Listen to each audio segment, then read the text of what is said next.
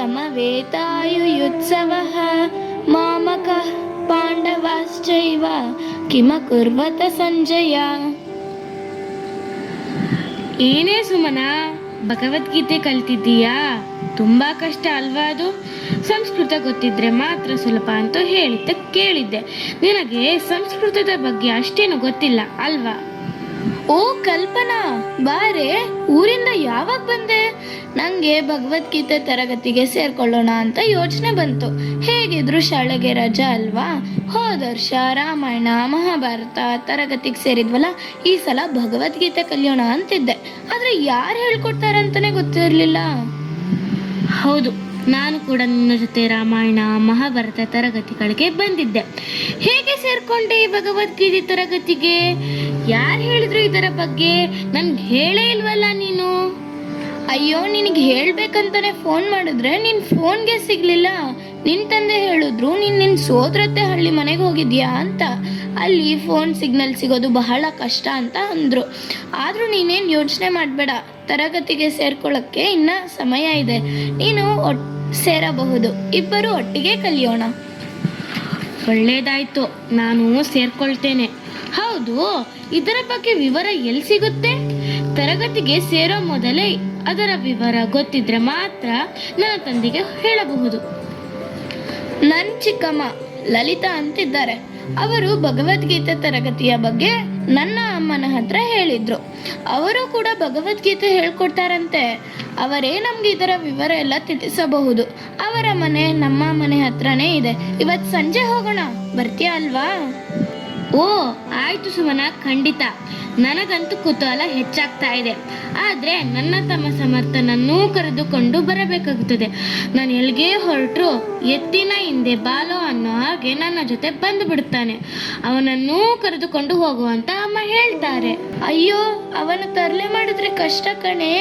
ಅವನಿಗೇನಾದ್ರೂ ತಿನ್ಲಿಕ್ಕೆ chocolate biscuit ಹಾಗೆ ಆಡ್ಲಿಕ್ಕೆ ಆಟ ಸಾಮಾನು ತೆಗೆದುಕೊಂಡು ಬಾ. ಹಾಗೆ ಒಂದು ಮಾತು, ನೀನು ಲಲಿತಾ ಚಿಕ್ಕಮ್ಮನ ಚಿಕ್ಕಮ್ಮ ಅಂತಾನೆ ಕರಿಬೇಕು. ಅವರಿಗೆ ಆಂಟಿ ಅಂಕಲ್ ಮಮ್ಮಿ ಡ್ಯಾಡಿ ಈ ಪದಗಳೆಲ್ಲ ಇಷ್ಟನೇ ಆಗೋಲ್ಲ. ಆಯ್ತು ಕಣೆ, ಸಾಯಂಕಾಲ ಸಿಗೋಣ. ಓ ಸುಮಿ, ಬಾಬಾ, ಇವಳೇನು ನಿನ್ ಬೆಸ್ಟ್ ಫ್ರೆಂಡ್ ಕಲ್ಪನಾ? ಹೌದು ಚಿಕ್ಕಮ್ಮ, ಇವಳಿಗೂ ಭಗವದ್ಗೀತೆ ಕಲಿಬೇಕು ಅಂತ ತುಂಬಾ ಆಸಕ್ತಿ. ಚಿಕ್ಕಮ್ಮ, ನಮ್ಗೆ ಭಗವದ್ಗೀತೆ ತರಗತಿ ಬಗ್ಗೆ ಸ್ವಲ್ಪ ವಿವರ ಬೇಕಿತ್ತು, ಹೇಳ್ತೀರಾ? ಆಯ್ತು, ಹೇಳ್ತೀನಿ. ಕೂತ್ಕೊಳ್ಳಿ. ವಿಪರೀತ ಶೆಕೆ, ಮೊದಲು ಈ ನಿಂಬೆಹಣ್ಣಿನ ಪಾನಕ ಕುಡೀರಿ. ಕಲ್ಪನಾ, ನಿನ್ ತಮ್ಮ ಸಮರ್ಥ ಬರ್ತಾನೆ ಅಂತ ಸುಮಿ ಹೇಳ್ತಾ ಇದ್ಲು, ಅವನ್ ಬರ್ಲಿಲ್ವಾ? ಇಲ್ಲ ಚಿಕ್ಕಮ್ಮ, ಅವನು ಮಲ್ಕೊಂಡ್ಬಿಟ್ಟಿದ್ದ. ನಾನು ಅವನಿಗೆ ಎಚ್ಚರವಾದ್ರೆ ಕಷ್ಟ ಅಂತ ಅಮ್ಮನಿಗೆ ಹೇಳಿ ಮೆತ್ತಗೆ ಸುಮನನ ಮನೆಗೆ ಓಡಿ ಬಂದ್ಬಿಟ್ಟೆ. ಚಿಕ್ಕಮ್ಮ, ಈ ಭಗವದ್ಗೀತೆ ತರಗತಿಯನ್ನು ಯಾರು ನಡೆಸ್ತಾ ಇದ್ದಾರೆ? ಓ ಸರಿ, ಈಗ ಕೇಳಿ. ಇದನ್ನ ಗೀತಾ ಪರಿವಾರ ಅನ್ನುವ ಒಂದು ಸಂಸ್ಥೆ ನಡೆಸ್ತಾ ಇದೆ. ಇದು ಆರಂಭ ಆಗೋದಕ್ಕೆ ಪ್ರೇರಣೆ ನೀಡಿದವರು ಪೂಜ್ಯ ಗುರುಗಳಾದ ಶ್ರೀ ಗೋವಿಂದಗಿರಿ ಮಹಾರಾಜ್ ಜಿ ಅವರು. ಇದು ಪ್ರಾರಂಭ ಆಗಿದ್ದು ಯಾವಾಗ? ಬಹಳ ವರ್ಷಗಳ ಹಿಂದೆನೆ, ಅಂದ್ರೆ 1985-86ರಲ್ಲೇ ಗುರೂಜಿ ಅವರು ಮಕ್ಕಳಿಗಾಗಿ ಬಾಲ ಸಂಸ್ಕಾರ ಅನ್ನುವಂಥ ಕಾರ್ಯಕ್ರಮವನ್ನ ಆರಂಭಿಸಿದ್ರು. ಅವರಲ್ಲಿ ಭಾರತೀಯ ಸನಾತನ ಸಂಸ್ಕೃತಿಯನ್ನ ಪ್ರತಿಬಿಂಬಿಸುವ ಪುರಾಣಗಳ ಪರಿಚಯ, ವಿವಿಧ ದೇವತಾ ಸ್ತೋತ್ರಗಳ ಕಲಿಕೆ, ಹೀಗೆ ಅನೇಕ ತರಗತಿಗಳು ನಡೀತಾ ಇದ್ವು. ಈ 2020ರಲ್ಲಿ ಕರೋನಾ ಬಂದು ದೇಶ ಏನು ಇಡೀ ಪ್ರಪಂಚನೇ ಅದರ ಹಾವಳಿಗೆ ನಲುಗಿ ಹೋಯ್ತಲ್ಲ. ಆಗ ಗುರೂಜಿ ಅವರು ಮನೆ ಮನೆಗೆ ಭಗವದ್ಗೀತೆಯನ್ನ ತಲುಪಿಸುವ ಉದ್ದೇಶದಿಂದ ಈ ಗೀತಾ ಪರಿವಾರವನ್ನ ಪ್ರಾರಂಭ ಮಾಡಿದ್ರು. ಗೀತೆ ಕಲಿಯಿರಿ, ಕಲಿಸಿರಿ, ಜೀವನದಲ್ಲಿ ಅಳವಡಿಸಿಕೊಳ್ಳಿ ಅನ್ನೋದು ಗೀತಾ ಪರಿವಾರದ ಧ್ಯೇಯ ವಾಕ್ಯ. ಅಲ್ಲದೆ ಭಗವದ್ಗೀತೆ, ಭಗವದ್ಭಕ್ತಿ, ಭಾರತ ಮಾತಾ, ವಿಜ್ಞಾನ ದೃಷ್ಟಿ ಮತ್ತು ಸ್ವಾಮಿ ವಿವೇಕಾನಂದ ಈ ಪಂಚಸೂತ್ರಗಳನ್ನು ಕೂಡ ಗೀತಾ ಪರಿವಾರದಲ್ಲಿ ಅಳವಡಿಸಿದ್ದಾರೆ. ಮೊದಲು ಭಗವದ್ಗೀತಾ ತರಗತಿಗಳು ಹಿಂದಿ ಮತ್ತು ಇಂಗ್ಲಿಷ್ ಭಾಷೆಗಳಲ್ಲಿ ನಡೀತಾ ಇತ್ತು. ಈಗ ಕನ್ನಡವೂ ಸೇರಿದಂತೆ 13 ಭಾಷೆಗಳಲ್ಲಿ ಹೇಳ್ಕೊಡ್ತಿದ್ದಾರೆ. ಅಂದರೆ ನಿಮಗೆ ಯಾವ ಭಾಷೆನಲ್ಲಿ ಕಲಿಯಲಿಕ್ಕೆ ಅನುಕೂಲ ಅನಿಸುತ್ತೋ ಆ ಭಾಷೆನಲ್ಲಿ ಕಲಿಬಹುದು. ಯಾವ ಸಮಯದಲ್ಲಿ ಇದನ್ನು ಕಲಿಸ್ತಾರೆ ಚಿಕ್ಕಮ್ಮ? ಸೋಮವಾರದಿಂದ ಶುಕ್ರವಾರದವರೆಗೆ ಝೂಮ್ ಮೂಲಕ 40 ನಿಮಿಷಗಳ ತರಗತಿಗಳು ನಡೆಯುತ್ತವೆ. ಬೆಳಿಗ್ಗೆ 5ರಿಂದ ರಾತ್ರಿ 2 ಗಂಟೆವರೆಗೂ ತರಗತಿಗಳು ನಡೆಯುತ್ತವೆ. 18 ವಿವಿಧ ಸಮಯಗಳ ಅವಧಿಯಲ್ಲಿ ನಿಮಗೆ ಅನುಕೂಲ ಅನಿಸೋ ಸಮಯನ ನೀವು ನೋಡಿ ಆರಿಸ್ಕೊಳ್ಬಹುದು. ರಾತ್ರಿ 2 ಗಂಟೆವರೆಗ ನನಗಂತೂ ಆ ಸಮಯದಲ್ಲಿ ಗಡದ್ದು ನಿದ್ದೆ ಬಂದಿರುತ್ತೆ. ಯಾರು ಏನೇ ಮಾಡಿದ್ರೂ ಎಚ್ಚರವಾಗೋದೇ ಇಲ್ಲ. ಹೌದು, ರಾತ್ರಿ 2 ಗಂಟೆಗೆ ಭಾರತದಲ್ಲಿ ಎಲ್ರಿಗೂ ನಿದ್ದೆನೆ. ಆದರೆ ಪ್ರಪಂಚದ ಬೇರೆ ದೇಶಗಳಲ್ಲಿ ಸಮಯ ಬೇರೆ ಇರುತ್ತಲ್ವಾ, ಅವ್ರಿಗೂ ಅನುಕೂಲ ಆಗಲಿ ಅಂತ ಈ ವ್ಯವಸ್ಥೆ. ಪ್ರಪಂಚದ ಸುಮಾರು 142 ದೇಶಗಳಲ್ಲಿ ಈ ಆನ್ಲೈನ್ ತರಗತಿ ಮೂಲಕ ಭಗವದ್ಗೀತೆಯನ್ನ ಕಲಿತಾ ಇದ್ದಾರೆ. ಅಬ್ಬಾ, ಎಷ್ಟು ಅನುಕೂಲಕರವಾಗಿದೆ ಅಲ್ವಾ. ಮನೆಯಲ್ಲಿರೋರು, ಶಾಲೆಗೆ ಹೋಗೋ ಮಕ್ಕಳು, ಉದ್ಯೋಗಕ್ಕೆ ಹೋಗುವವರು, ಹೀಗೆ ಎಲ್ಲರಿಗೂ ಅನುಕೂಲ. ಹೌದು, ನಿಮ್ಮ ಹತ್ರ ಲ್ಯಾಪ್ಟಾಪ್ ಅಥವಾ ಮೊಬೈಲ್ ಇದ್ದು ಇಂಟರ್ನೆಟ್ ಸಂಪರ್ಕ ಇದ್ರೆ ಆಯಿತು, ನೀವು ಮನೆಯಲ್ಲೇ ಕುಳಿತು ಸುಲಭವಾಗಿ ಭಗವದ್ಗೀತೆಯನ್ನ ಕಲಿಬಹುದು. ಅನುಭವ ಇರೋ ಶಿಕ್ಷಕರು ನಿಮಗೆ ಸಂಸ್ಕೃತ ವ್ಯಾಕರಣದ ಪ್ರಕಾರ ಉಚ್ಚಾರಣೆಯನ್ನ ಹೇಳ್ಕೊಡ್ತಾರೆ. ಸಂಸ್ಕೃತದ ವ್ಯಾಕರಣದ ಪ್ರಕಾರ ಅಂದ್ರೆ ಶ್ಲೋಕಗಳಲ್ಲಿ ಬರುವ ಅನುಸ್ವಾರ, ವಿಸರ್ಗ, ಹ್ರಸ್ವ, ದೀರ್ಘ, ಆಘಾತ, ಸಂಧಿಗಳ ವಿವರಣೆಗಳೊಂದಿಗೆ ಸ್ಪಷ್ಟ ಉಚ್ಚಾರಣೆಯನ್ನ ಹೇಳ್ಕೊಡ್ತಾರೆ. ಚಿಕ್ಕಮ್ಮ, ಇದಕ್ಕೆ ನಾವೇನಾದ್ರೂ ಫೀಸ್ ಕಟ್ಬೇಕಾ? ಇಲ್ಲ, ಇದು ಉಚಿತವಾಗಿ ನಡೆಯುವ ಆನ್ಲೈನ್ ತರಗತಿ. ನೀವು ಯಾವುದೇ ರೀತಿಯ ಶುಲ್ಕ ಕಟ್ಟಬೇಕಾಗಿಲ್ಲ. ಓ ಹೌದಾ? ಒಂದು ವೇಳೆ ನಾನೇನಾದ್ರೂ ಊರಿಗೆ ಹೋಗಿದ್ರೆ ಅಥವಾ ನನಗೆ ತರಗತಿಗೆ ಹಾಜರಾಗಲಿಕ್ಕೆ ಆಗಿಲ್ಲ ಅಂದ್ರೆ? ಡೋಂಟ್ ವರಿ, ಏನು ಯೋಚನೆ ಮಾಡಬೇಕಾಗಿಲ್ಲ. ನೀವು ತರಗತಿಗೆ ನಿಮ್ಮ ಹೆಸರನ್ನ ನೋಂದಣಿ ಅಂದ್ರೆ ರಿಜಿಸ್ಟರ್ ಮಾಡ್ಕೊಂಡು ಕೂಡಲೇ ನಿಮ್ಗೊಂದು ಸಂಖ್ಯೆಯನ್ನು ಕೊಡಲಾಗುತ್ತೆ. ಅದನ್ನ PRN ಅಂದ್ರೆ ಪಾರ್ಟಿಸಿಪೆಂಟ್ ರಿಜಿಸ್ಟ್ರೇಷನ್ ನಂಬರ್ ಅಂತಾರೆ. ನೀವು ಯಾವ ಸಮಯ ಬೇಕಂತ ಅರ್ಜಿಯಲ್ಲಿ ಕೇಳ್ತಿರೋ ಆ ವಾಟ್ಸಪ್ ಗುಂಪಿಗೆ ನಿಮ್ಮನ್ನ ಸೇರಿಸ್ತಾರೆ. ಪ್ರತಿದಿನದ ತರಗತಿಗೆ ಅದರಲ್ಲೇ ಲಿಂಕ್ ಕಳಿಸ್ತಾರೆ.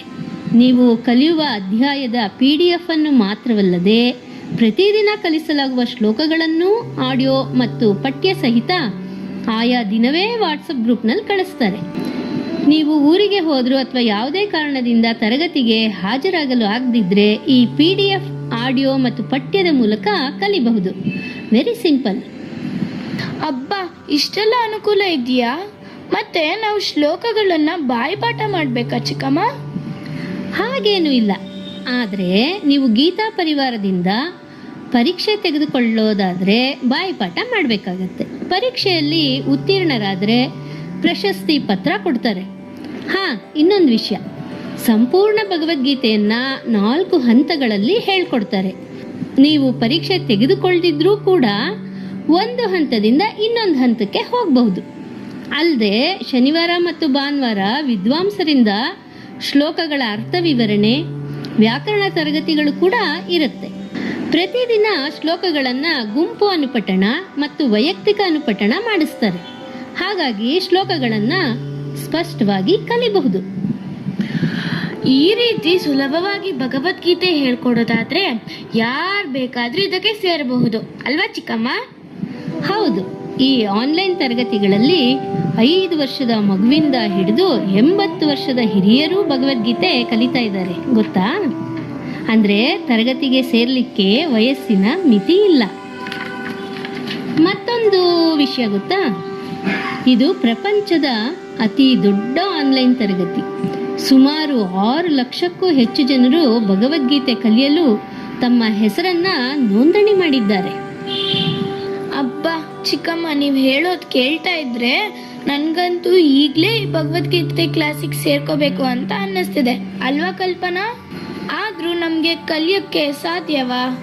ಆಗದೆ ಏನು? ಶ್ರೀಕೃಷ್ಣನೇ ಭಗವದ್ಗೀತೆಯ 6ನೇ ಅಧ್ಯಾಯದ 5ನೇ ಶ್ಲೋಕದಲ್ಲಿ ಹೇಳಿದ್ದಾನೆ, ಉದ್ಧರೇದಾತ್ಮನಾತ್ಮಾನಂ ನಾತ್ಮಾನವಸಾದಯೇತ್ ಆತ್ಮೈವ ಆತ್ಮನೋ ಬಂಧುರಾತ್ಮೈವ ರಿಪುರಾತ್ಮನಃ. ಅಂದ್ರೆ ತನ್ನ ಪ್ರಯತ್ನದಿಂದಲೇ ತಾನು ಉದ್ಧಾರವಾಗಬೇಕು, ತನ್ನ ತಾನು ಕೀಳು ಎಂದು ತಿಳಿದುಕೊಳ್ಳಬಾರದು. ತನಗೆ ತಾನೇ ಬಂಧು, ತನಗೆ ತಾನೇ ಶತ್ರು. ಹಾಗಾಗಿ ನಿಮ್ಮ ಪ್ರಯತ್ನ ಶ್ರದ್ಧೆ ಇದ್ರೆ ಏನನ್ನಾದರೂ ಸಾಧಿಸಬಹುದು. ಹಾಗಾದ್ರೆ ಇದಕ್ಕೆ ಸೇರ್ಕೊಳ್ಳೋದು ಹೇಗೆ ಚಿಕ್ಕಮ್ಮ? ನೀವು reg.learngita.com ಮೂಲಕ ನಿಮ್ಮ ಹೆಸರನ್ನು ನೋಂದಾಯಿಸಿಕೊಂಡು ತರಗತಿಗೆ ಸೇರಬಹುದು. ನಾನು ನಿಮಗೆ ಲಿಂಕನ್ನು ವಾಟ್ಸಪ್ ಮೂಲಕ ಕಳಿಸ್ತೀನಿ. ಹಾಗೆ ಭಗವದ್ಗೀತೆ ಕಲಿಯೋ ಆಸಕ್ತಿ ಇರೋ ನಿಮ್ಮ ಗೆಳೆಯ ಗೆಳತಿಯರಿಗೂ ಇದ್ರ ಬಗ್ಗೆ ತಿಳಿಸಿ. ಇನ್ನೇನಾದರೂ ವಿವರ ಬೇಕಿದ್ರೆ ನನಗೆ ಫೋನ್ ಮಾಡಿ, ಆಯಿತಾ?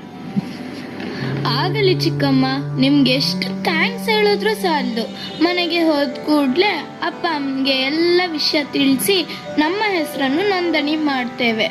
ಹಾಗೆ ನಮ್ಮ ಫ್ರೆಂಡ್ಸ್ಗೂ ಹೇಳ್ತೀವಿ. ಹೋಗಿ ಬರ್ತೀವಿ ಚಿಕ್ಕಮ್ಮ. ಆಗಲಿ. ಭಗವದ್ಗೀತೆ ಕಲಿಯೋ ನಿಮ್ಮ ಆಸಕ್ತಿ ನೋಡಿ ನನಗೆ ತುಂಬ ಸಂತೋಷ ಆಯಿತು. ಆದಷ್ಟು ಬೇಗ ನಿಮ್ಮ ಹೆಸರನ್ನು ರಿಜಿಸ್ಟರ್ ಮಾಡ್ಕೊಳ್ಳಿ, ಶ್ರದ್ಧೆಯಿಂದ ಕಲೀರಿ. ಶ್ರೀಕೃಷ್ಣನ ಕೃಪೆ ಸದಾ ನಿಮ್ಮ ಮೇಲಿರಲಿ. ಜೈ ಶ್ರೀ ಕೃಷ್ಣ. ನಮಸ್ಕಾರ. ಪ್ರತಿ ಹಸ್ತದಲ್ಲೂ ಗೀತೆ, ಪ್ರತಿ ಗೃಹದಲ್ಲೂ ಗೀತೆ. ಗೀತಾ ಪರಿವಾರದ ಅಭಿಯಾನ ಕಿರುನಾಟಕ ರಚನೆ ಶ್ರೀಮತಿ ಡಾಕ್ಟರ್ ಅರುಣಾ ಕೆಆರ್. ಪ್ರಸ್ತುತಪಡಿಸಿದಂತಹ ರಂಗಪುತ್ಥಳಿ ಯಶೋಧ ಪೊಪೆಟ್ರಿ ತಂಡದವರ ಒಂದು ಕಿರು ಪರಿಚಯವನ್ನ ಇದೀಗ ಮಾಡಿಸ್ತಾ ಇದ್ದೇನೆ. ಮೊದಲಿಗೆ ಶ್ರೀಮತಿ ಗಾಯತ್ರಿ ಅವರು ಲಲಿತನ ಪಾತ್ರದ ಗೊಂಬೆಯನ್ನ ಆಡಿಸಿದಂಥವ್ರು. ಹಾಗೆ ಈ ಲಲಿತನ ಪಾತ್ರಕ್ಕೆ ಧ್ವನಿಯನ್ನ ನೀಡಿದಂಥವರು ಶ್ರೀಮತಿ ಯಶೋಧ ಅವರು. ಕಲ್ಪನಾ ಪಾತ್ರಕ್ಕೆ ಧ್ವನಿಯನ್ನ ನೀಡಿ ತೊಗಲುಗೊಂಬೆಯನ್ನು ಆಡಿಸಿದಂತಹ ವಿದ್ಯಾರ್ಥಿನಿ ಶ್ರೇಷ್ಠ. ಸುಮನನ ಪಾತ್ರಕ್ಕೆ ಧ್ವನಿಯನ್ನ ನೀಡಿ ಗೊಂಬೆಯನ್ನು ಆಡಿಸಿದಂತಹ ಮತ್ತೊಬ್ಬ ವಿದ್ಯಾರ್ಥಿನಿ ಶರದಿ. ರಂಗಪುತ್ಥಳಿ ಯಶೋಧ ಪೊಪೆಟ್ರಿ ಸಂಸ್ಥೆಯ ನಿರ್ದೇಶಕಿ ಶ್ರೀಮತಿ ಡಾಕ್ಟರ್ ಯಶೋಧ ಶಶಿಧರ್ ಅವರು. ಹಾಗೆ ಲಲಿತನ ಪಾತ್ರಕ್ಕೆ ಧ್ವನಿಯನ್ನ ನೀಡಿದಂತಹವರು. ತಾಂತ್ರಿಕ ನಿರ್ವಹಣೆಯನ್ನು ಮಾಡಿದಂಥವರು ಶ್ರೀನಿವಾಸ ಮೂರ್ತಿಯವರು.